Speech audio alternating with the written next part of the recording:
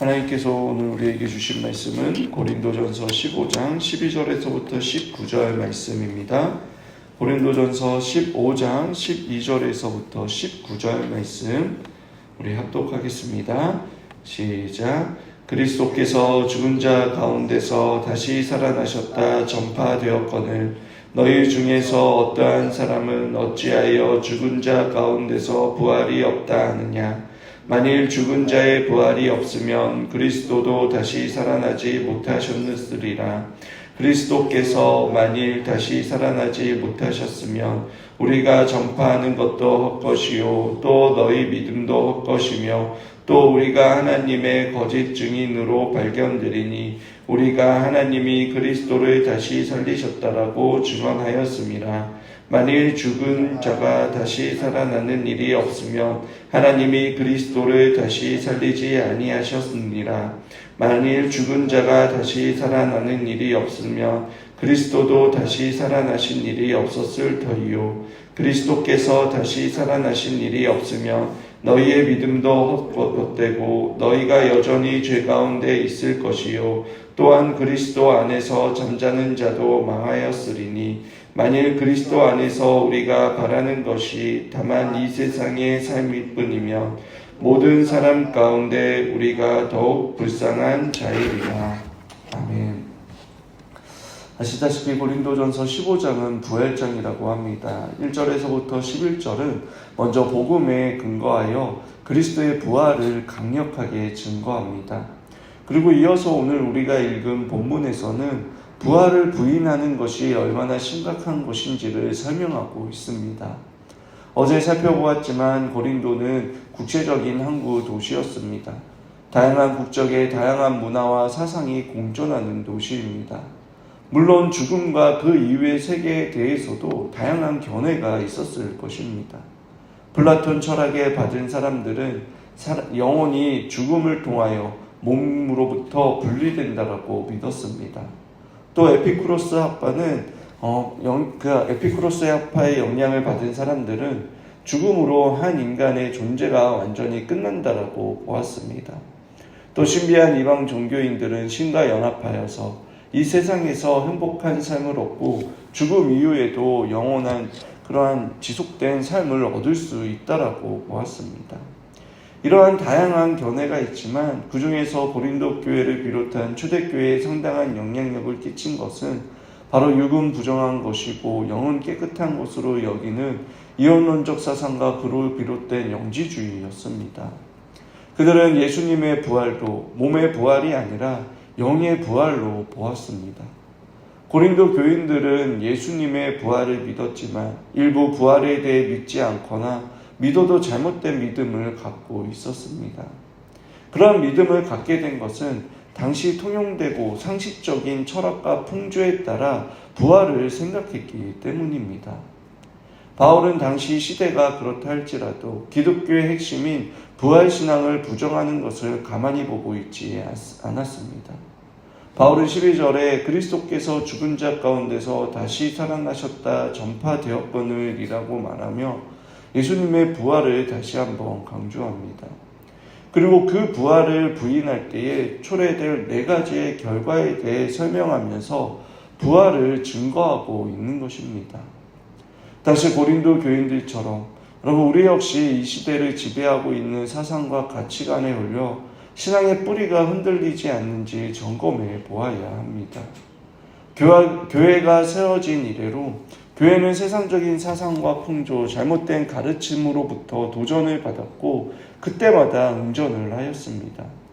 그리고 그 위에 더욱더 견고한 믿음을 세웠습니다.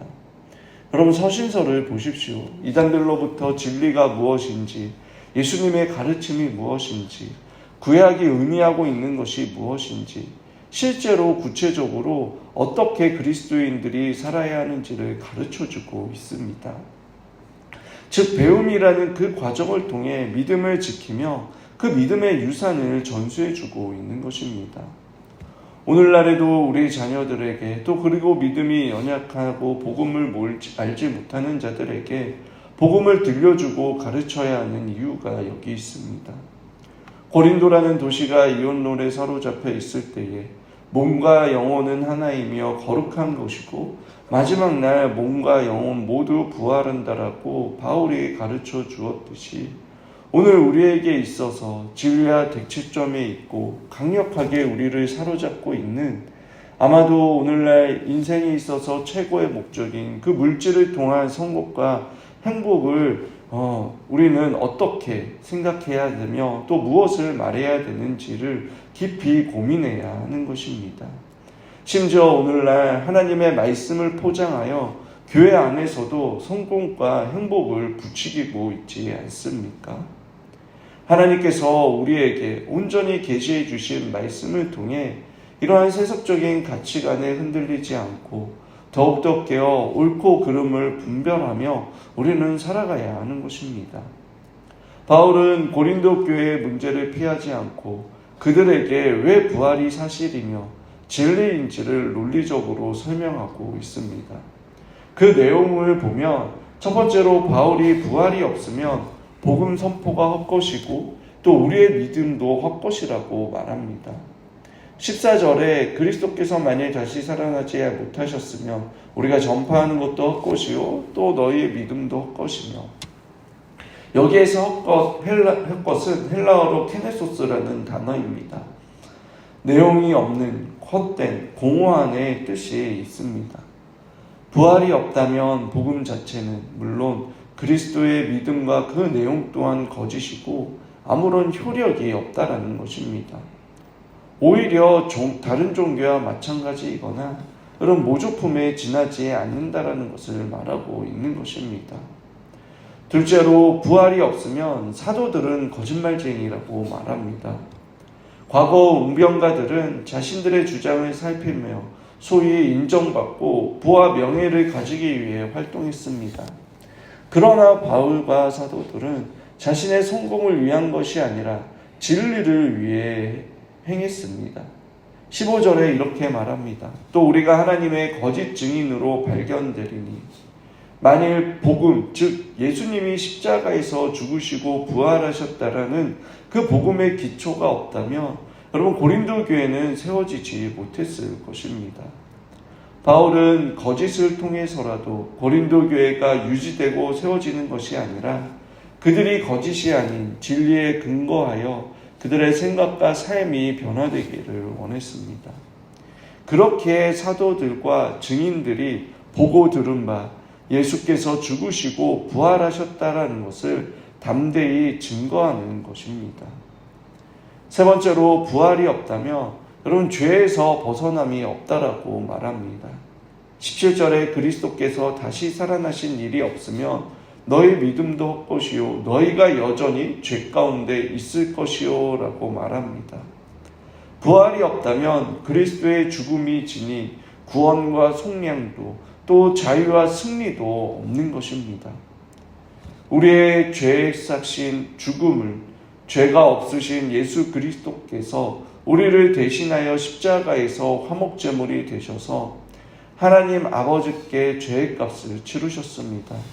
그리고 그 결과이자 고난과 고통의 볼모인 죽음으로부터 승리하셨습니다. 이제는 죄를 선택하지 않을 수 있는 그 자유가 우리에게 있으며 새로운 피조물로서 하나님과 교제하며 하나님의 자녀로 살아가는 자가 되었습니다. 우리의 결단과 의지로 변화된 것이 아닙니다. 우리를 위해 죽으시고 부활하신 예수 그리스도의 영이신 성령님께서 내주해 주심으로 그리스도와 하나 되었기 때문에 변화된 것입니다. 그런데 부활이 없이 무덤에 묻혀 있는 분이라면 그 죽음의 권세로부터 자유하지 못하는 것입니다. 부활은 우리에게 죄와 사망의 권세로부터 자유와 승리를 주신 사건이고 성령으로 인해 구원받은 자들은 참된 회개와 믿음으로 변화된 삶을 살아가는 것입니다. 마지막으로 부활이 없다면 여러분 죽은 자들 뿐만 아니라 선자들도 망한 자라고 말합니다. 18절에 그리스도 안에서 잠자는 자도 망하였으니 예수 그리스도를 믿음으로 핍박을 받고 심지어 죽기까지 한 이들의 죽음이 부활이 없으면 헛된 것이며 망하였다라고 말하고 있습니다. 예수님께서는 죽은 자를 잠잔다라고 말씀하셨습니다. 마가복음 5장에 보면 회당장 야이로의 딸이 죽자 사람들이 울며 크게 통곡했습니다. 그러나 주님은 이 아이가 죽은 것이 아니고 잔다라고 말씀하십니다. 뿐만 아니라 초대교회의 교인들도 죽음을 잠에 비유했습니다. 여러분, 잠이 무엇입니까? 피곤하여 지친 이들에게 안식을 줍니다. 그리고 눈을 감고 몸을 늘 때에 다시 깨어날 것과 새날을 기대합니다.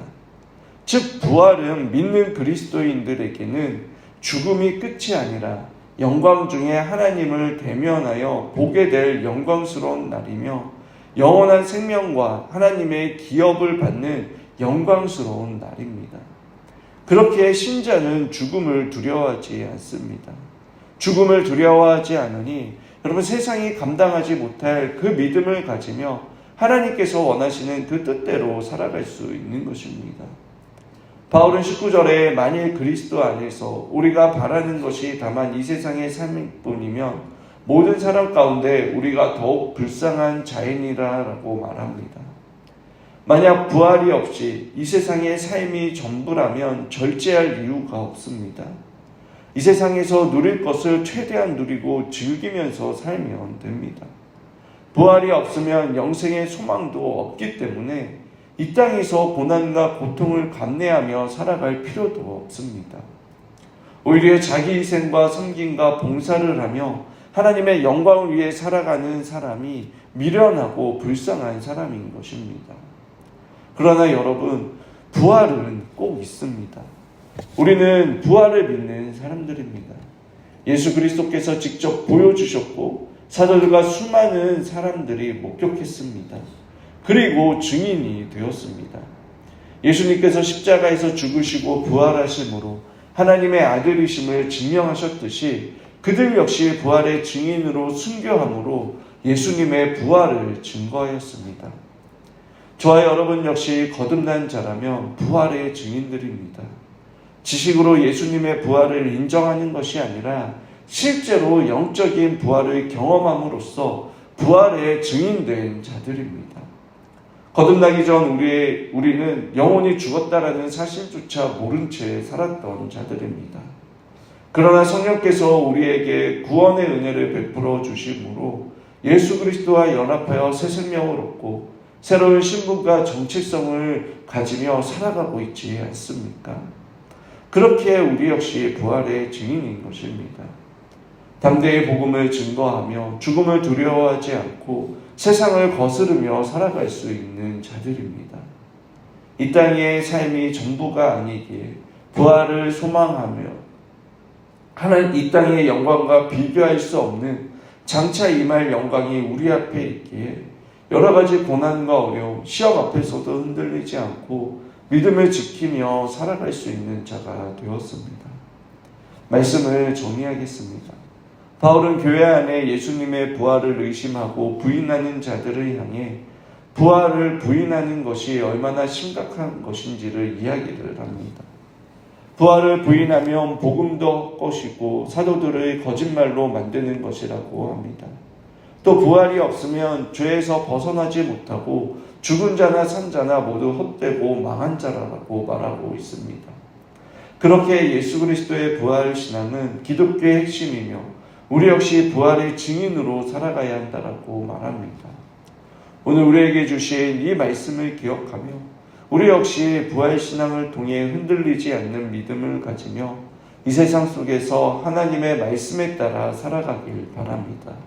그래서 세상이 감당하지 못하는 그 증인으로 살아가는 저와 여러분들이 되시길 주님의 이름으로 축원합니다.